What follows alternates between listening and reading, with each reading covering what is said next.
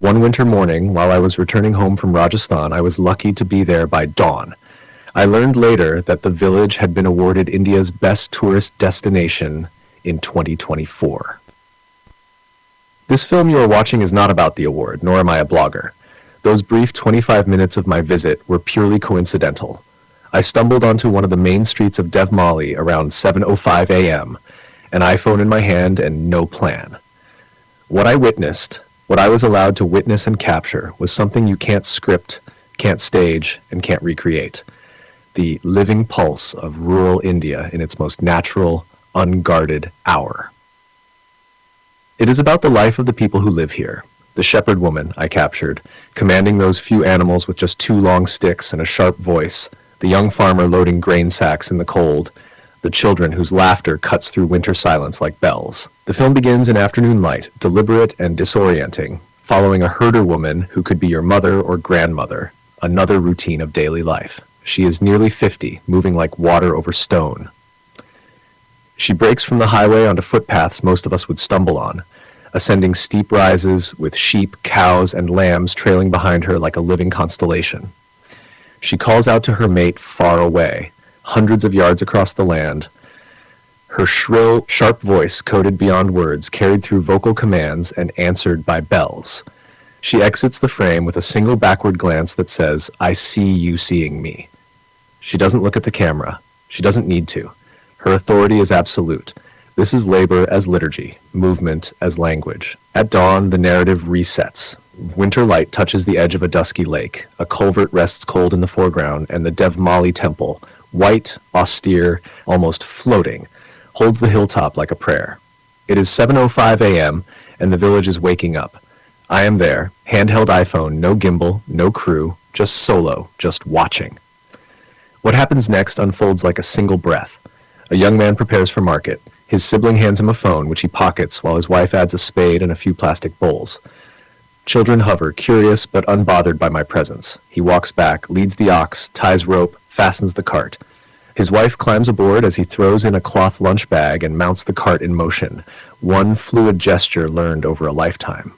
Behind them a steel gate closes. No ceremony, no goodbyes that perform for strangers. Just life. I captured 4 intimate close-ups, faces that greeted me with hospitality that felt like consent, approval without asking. In my experience, this wasn't any lesser than corporate portraiture, natural light, domestic space, everyday clothing. I didn't ask them to pose or direct them. In less than 45 seconds, I saw faces that carried generations, 4 frames of dignity without decoration. A few shots of those energetic kids made my day. I shot this within 25 minutes using only an iPhone 14 and my Nikon SLR. No gimbal, no lighting kit, no retakes. Here's what I learned. Rural India doesn't need better equipment to be seen. It needs better attention. The intelligence is already there. The coordination, the rhythm, the grace. You just have to show up early enough, stay quiet enough, and respect the moment enough to let it be as it is. I followed a couple, 2 women walking by, and to me it was no less than a catwalk. Capturing without a gimbal, who cares about camera shake when the iPhone works like a floating element, and about ambient audio variants.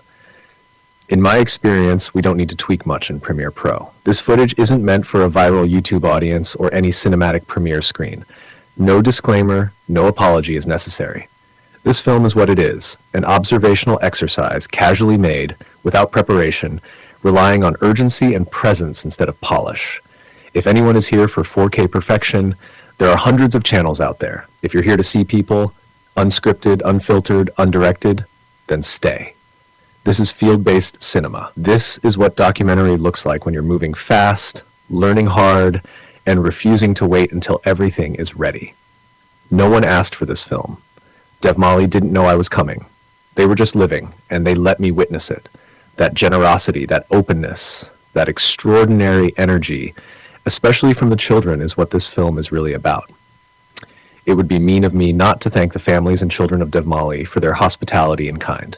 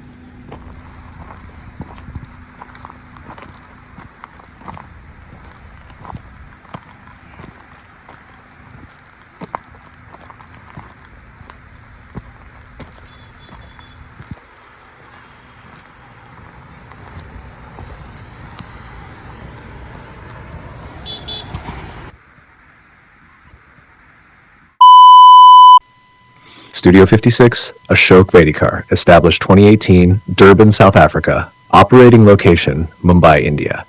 If this resonates, share it. If it doesn't, tell me why.